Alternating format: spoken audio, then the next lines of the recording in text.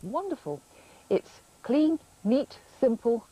Even I am able to work out the conversion on this one. It's called a clean burn, and it's intended to filter out the lead from the petrol you use in your mower. Very simply, you remove the lid of the fuel tank, slip one of these little things in here, carry on using leaded fuel for 3 times, and then move to a mixture of leaded and unleaded fuel in 50-50 proportions, and thereafter your mower ought to be able to run safely on unleaded fuel. It's a cheap, quick, clean, convenient way of doing it. And the best thing about it is, of course, that unleaded fuel will mean lower fuel consumption, and it'll mean lower maintenance bills on something like this, where the maintenance bills can become very high indeed. I think it's a really winning idea. Now, we all spend a lot of money on garden tools if we're keen gardeners these days. Several £100s on a mower, lots and lots of money on other garden tools that's coming on the market. Burglary of garden tools is on the increase, so you need a watchdog, don't you? Can you hear this? This is our very own electronic watchdog, and what it is just a little electric box you can put in your shed or in your greenhouse, and it will bark away through night and day. Shep, Rintin Tin or Lassie will watch over your garden tools, and instead of using a house alarm, which is an awful lot of money, something simple and quick and effective like this will do just the job. We're going to take him up for a walk in a bit.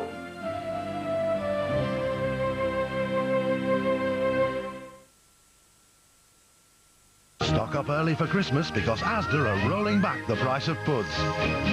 There's more to come.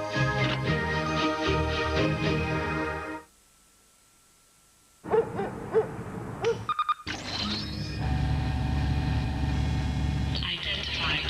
Other Nighthawk High Security Deadbolt. Identified. Other Whitehawk Security Bolt. Identified. Other 4-hook door bolt.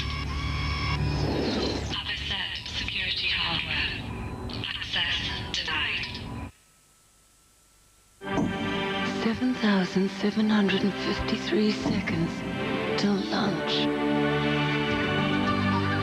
Hate fast food.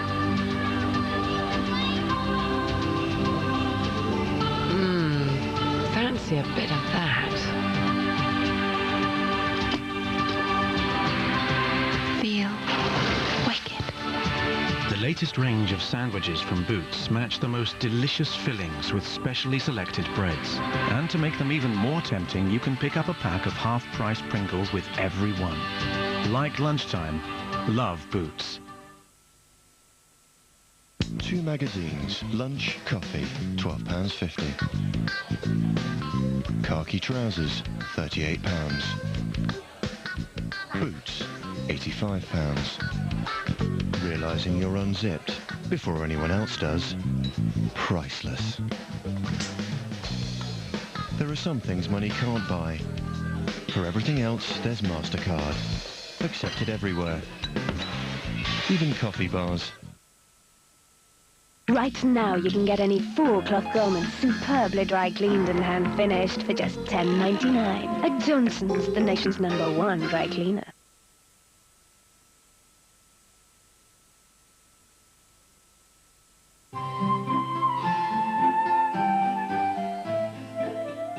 Well, if there's one thing you can almost guarantee at this time of year, it's strong winds. I can still remember that storm of '87, driving to work through all those trees and shrubs that had been upturned by the wind. Well, hopefully we're not going to get anything that bad, but there are some plants that can still be affected by reasonably strong winds, and one of them is roses. The effect that the wind has on them, if they've got lots of growth and they've got fairly weak roots, the rocking of the wind can damage the roots and prevent them from getting established properly. So it's a good idea to give them a bit of a trimming back. Now, we're not doing the hard pruning that you would be doing in February, March.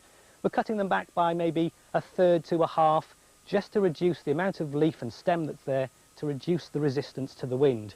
So as you can see, I've done quite a bit already, but there's still this one to do.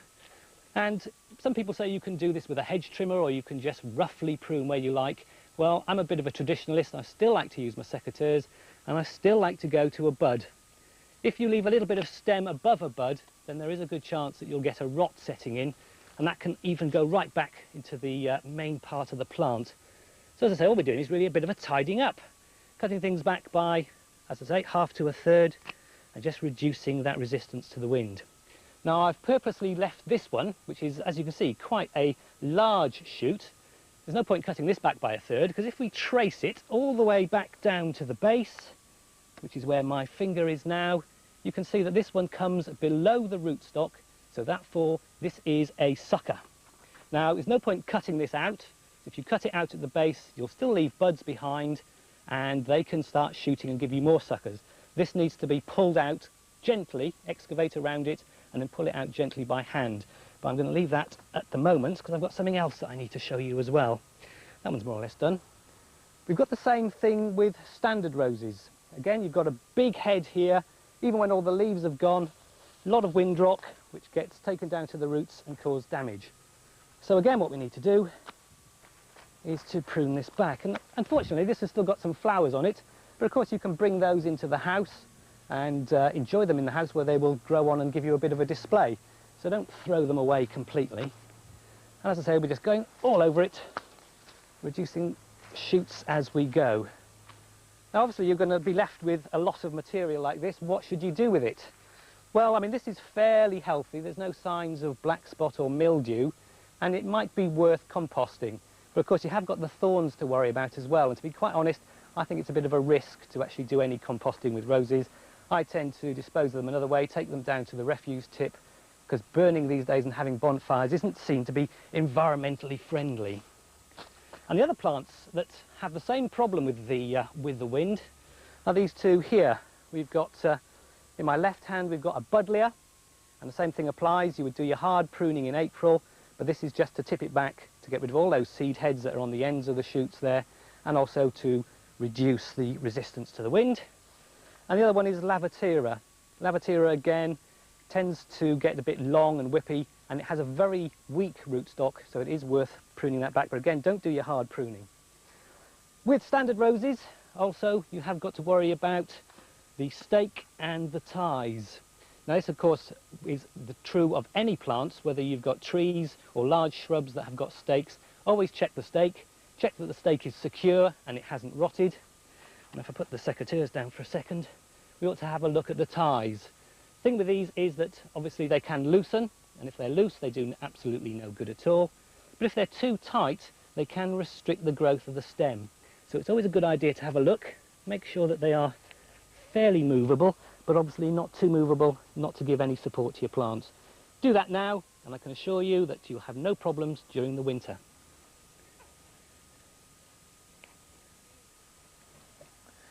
During the winter months, it's the conifers and the evergreens that really take your attention. And planting conifers and winter flowering heathers and actually devoting a part of your garden to a winter garden is well worth doing. Now we've got some established conifers here. This is a Lawson cypress called Broomhill Gold, and it's beautiful. It's got a lovely texture and the colour is really very pleasing. It's not too bright, it's just gold enough. But what makes it unique is its style of growth, that it grows dense and fine.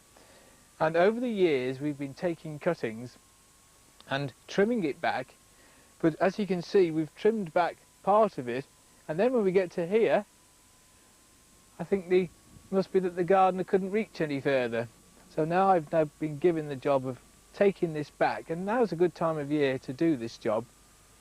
I'm going to use a set of shears, and really it's a question of cutting into the wood but not cutting just too far, and you can really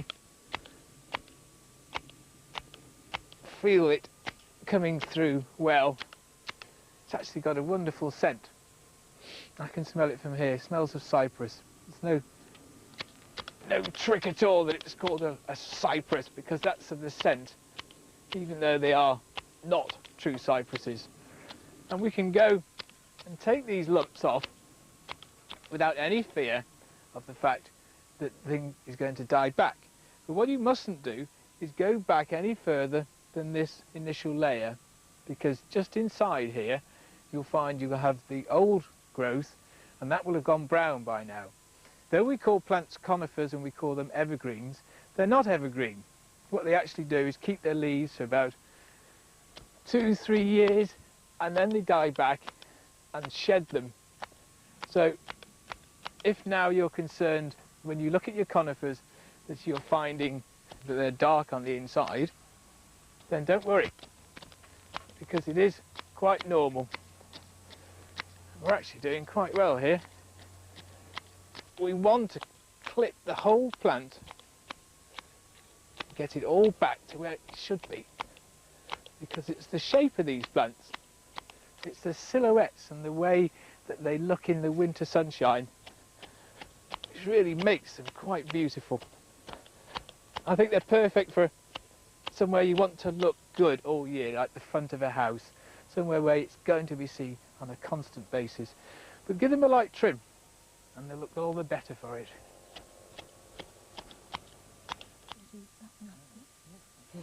First letter out of our postbag this week comes from Mrs. Allibone in Camberley. Reg, she sent you about half a dozen questions. We do a couple anyway. The first one she wants answers to is, could you give her the name, please, of a highly scented lavender? Right. Where to grow it, type of soil, and the sort of requirements it's got. Right. Well, one of my favourite lavenders is one called Lavender Hidcote, which is a really nice dark blue, named after the Hidcote Gardens in Gloucestershire, not far from where I live, actually. Oh, really? So that's what I think is a really nice one. It gets between 12, 14 inches or so high, depending on what conditions it's grown in, and it likes to grow in a very good sunny place, and a well-drained soil is really what it likes, because any plant with silvery leaves likes to be in the sun. So that's quite a useful tip, I suppose. Yeah. So if she hasn't got a very well-drained soil, she could always incorporate a bit of grit into the area she wants to plant it, or she could grow it in a container and make sure she sites that in the sun, and it would do really well. Well, I can testify to that, because I'm growing a lavender in a container now, and it's working out very well. Now, she winters her geraniums in a greenhouse, but she says, unfortunately, half of them get covered in a type of grey dust and die. Which is the best place in which to keep geraniums in the winter, and should they be cut down before you take them in? Well, I think what she's got there obviously is some sort of mildew or a mould of some description, which probably means she's keeping them too wet, which is a major problem with geraniums over the winter. What I would do is lift them out of the garden and leave them on the floor in a shed or something for a couple of days, so they start to dry out, and then she can pot 3 of them together in a pot, with a smallish amount of soil around them. Take all the leaves off, which by then should be nice and brown and crisp, but don't cut them back until the spring. So then all that goodness that's in the stems will help to bring the plants through the winter. I think that's the way that I would do it. Right. And then doing it like that, they should keep quite happily through the winter. If she hasn't got a greenhouse, she has got a greenhouse, hasn't she? If anyone hasn't got a greenhouse, they could wrap them in newspaper in the pots and put them in a brown cardboard box and put them in a shed. Ideal, great. Dorothy Brown's written to us from Warrington in Cheshire, and she wants to know about pruning her Pieris forest flame. Right. When and how to do it. Right. Well, the time to do it is when it finishes flowering, which is in the sort of late part of the spring. It produces a red new foliage, and then it has white flowers. When the flowering is finished, then she can just trim it up to tidy it. They don't need hard pruning at all. Just a little bit of trimming up in the early part of the summer. That's all They it do get wants. massive, because she says she's got hers in a pot, actually. So Well, again, because they like acid soils, a lot of people grow them in a pot with some lime-free compost in it. You know, and they do quite well. There's some dwarf ones. There's a lovely variegated one that stays only around about 3 or 4 feet high, which is quite good in a pot. that's absolutely wonderful. Well, if you'd like a wonderful forest flame Pieris or anything else that we've talked about on this week's programme, you can, of course, get our fact sheet, which this week is number 351, and you can get it by sending, please, a stamped self-addressed envelope to Gardener's Diary, Bridgemere Garden World, near Nantwich, Cheshire,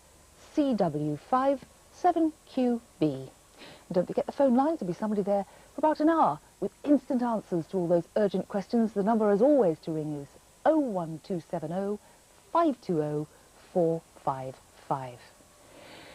In the meantime, here the weather is absolutely gorgeous, so I think we're just going to sit and enjoy the garden for about half an hour before we start again. Till next week, bye-bye. Goodbye. Interesting one, isn't it, about that period? Because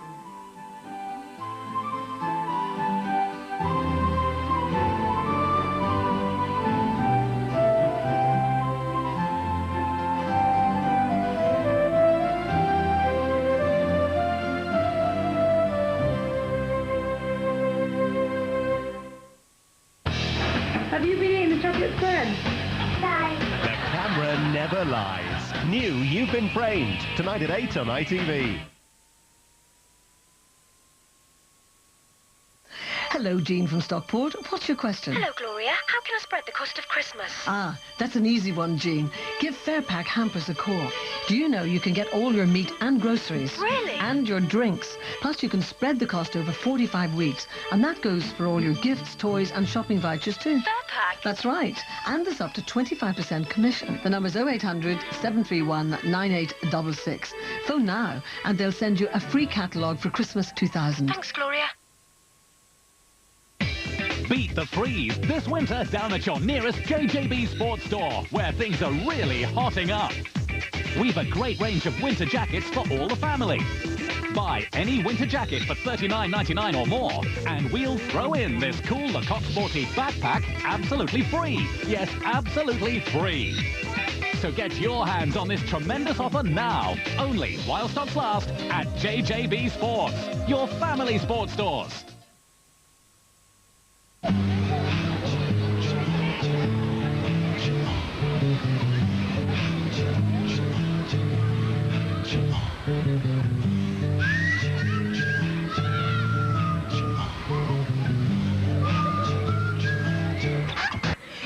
Sometimes you're better off staying where you are.